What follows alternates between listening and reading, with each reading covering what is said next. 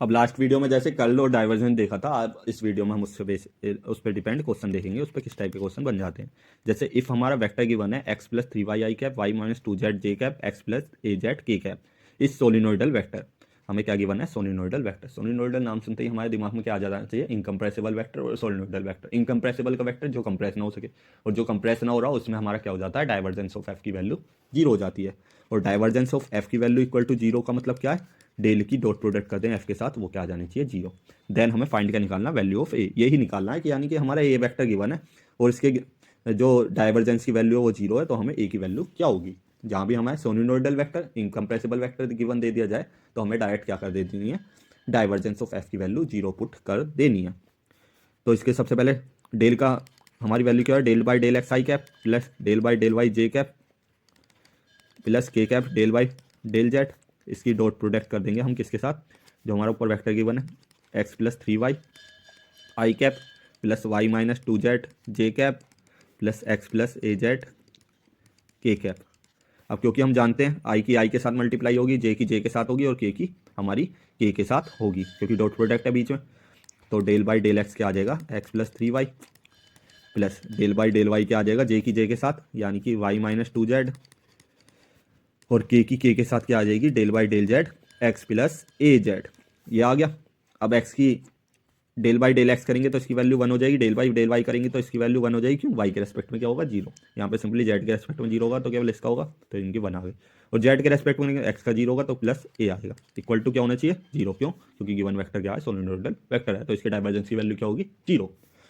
तो ए की वैल्यू हमारी क्या आ गई? -2, यानी कि ए की वैल्यू -2 पे हमारा गिवन वेक्टर क्या होगा? सोलिनोइडल हो जाएगा। नेक्स्ट क्वेश्चन देखते हैं। सो डेट द वेक्टर फील्ड, यानी कि हमें एक वेक्टर फील्ड गिवन है, ये इरोटेशनल है। इरोटेशनल वर्ड से ही हमारा क्लिक हो जाना चाहिए, यानी कि इसके पार्टिकल रोटेशन प्रॉपर्टी नहीं रखते। और किसी के पार्टिकल यदि हमारी रोटेशन प्रॉपर्टी नहीं रखते, इसका मतलब क्या है? Curl of F given vector की वैल्यू क्या हो जाएगी? जीरो, यानी कि डेल क्रॉस एफ की वैल्यू जीरो हो जाएगी। पर यहाँ पे आप बताएंगे क्या ये एफ वेक्टर गिवन है? बिल्कुल नहीं, क्योंकि क्या इसका डेल का यानी कि इसकी हमारी वेक्टर ऑपरेटर की मल्टीप्लाई हो रही है एक सिंपली स्केलर क्वांटिटी के साथ। यानी कि किसी भी स्केलर पॉइंट फंक्शन को यदि वेक्टर पॉइंट फंक्शन में बदलना है तो हमारा उसका तरीका क्या होता है? उसका ग्रेडियंट एफ निकाल लेते हैं। और ये बेसिकली है क्या? ग्रेडियंट एफ ही तो है। ये हमारा कोई वेक्टर है या नहीं? ये हमारी कोई स्केलर क्वांटिटी है। स्केलर क्वांटिटी का हमने डेल के साथ यदि मल्टीप्लाई कर दे, सपोज इसे स्मॉल एफ से रिप्रेजेंट कर दे, तो ये हमारा क्या हो जाएगा? वेक्टर बन जाएगा। जैसे हम ग्रेडियंट से मल्टीप्लाई करेंगे तो सबसे पहले हमें क्या निकालना होगा?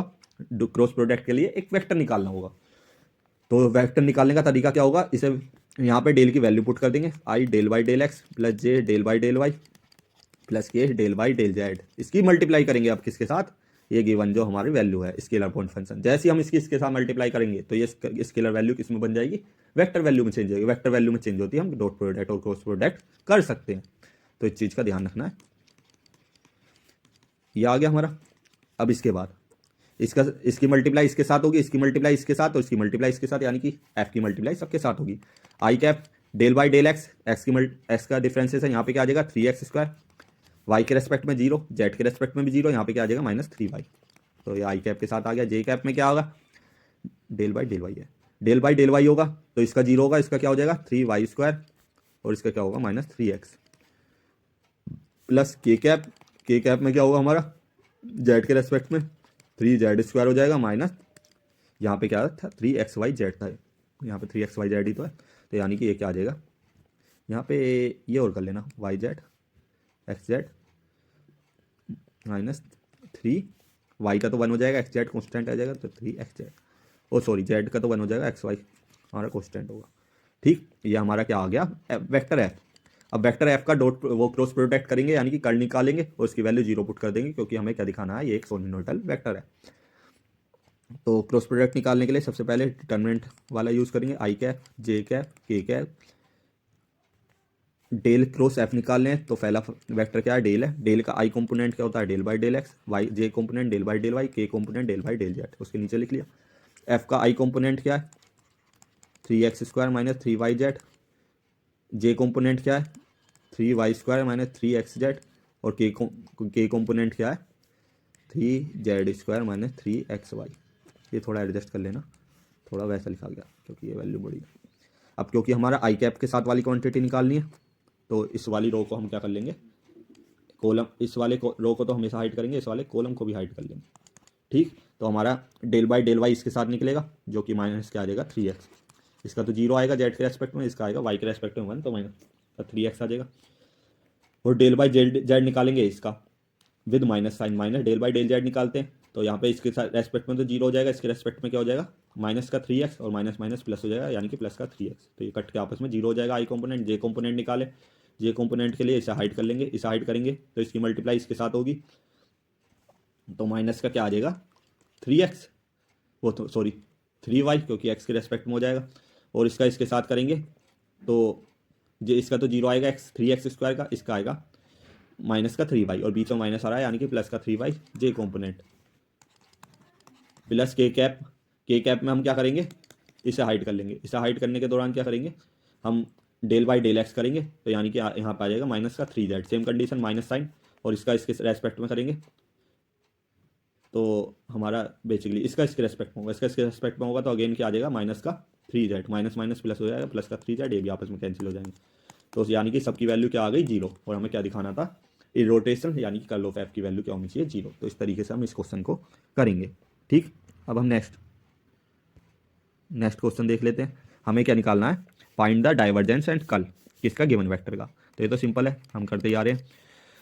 तो डाइवर्जेंस निकालने के लिए हम क्या करेंगे डेल डॉट एफ कर देंगे, एफ वेक्टर हमें डॉट प्रोडक्ट करना हो, और कर्ल के लिए क्या कर देंगे डेल क्रॉस एफ कर देंगे। अब दोनों में ही हमारा एफ वेक्टर क्या है एक वेक्टर क्वांटिटी है तो दोनों ही हमारा क्रॉस प्रोडक्ट और डॉट प्रोडक्ट कब होते हैं जब हमारा गिवन वेक्टर एक गिवन फंक्शन एक वेक्टर की फॉर्म में हो।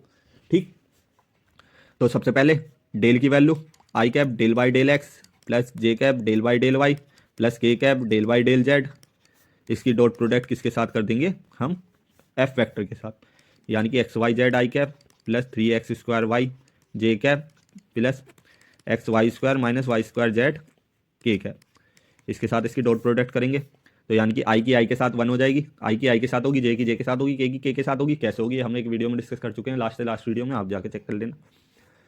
तो यानी कि इसका पार्शियल डिफरेंशिएशन होगा एक्स के रेस्पेक्ट में तो वाई जेड क्या होगा एक कॉन्स्टेंट और एक्स का क्या हो जाएगा 1 प्लस जे की जे के साथ करेंगे यानी कि इसकी इसके साथ होगी, इसका हमारा वाई के रेस्पेक्ट में यहाँ पे जेड नहीं आएगा वाई आएगा, जे का वाई के रेस्पेक्ट में होगा तो 3x square as a constant work करेगा और वाई के रेस्पेक्ट में ये वाई है हमारा, इसका क्या हो जाएगा 1 प्लस 3x स्क्वायर आएगा। और के के साथ होगी, के के साथ होगी और जेड के रेस्पेक्ट में डिफरेंशिएशन, जेड के रेस्पेक्ट में डिफरेंशिएशन यहाँ पे जेड है ही नहीं तो 0 हो जाएगा, यहाँ पे माइनस का वाई स्क्वायर आ जाएगा क्योंकि जेड का क्या हो जाएगा हमारा 1। ठीक, तो ये हमारी आ जाएगी किसकी डाइवर्जेंस ऑफ एफ की value. Similarly curl of F की वैल्यू निकालेंगे, कर्ल ऑफ एफ की वैल्यू में क्या करेंगे आई कैप जे कैप के कैप ले लेंगे, आई कैप के नीचे डेल, पहला वेक्टर क्या है डेल, तो डेल का I component del by del X, del का J component del by del Y, del का K component del by del Z.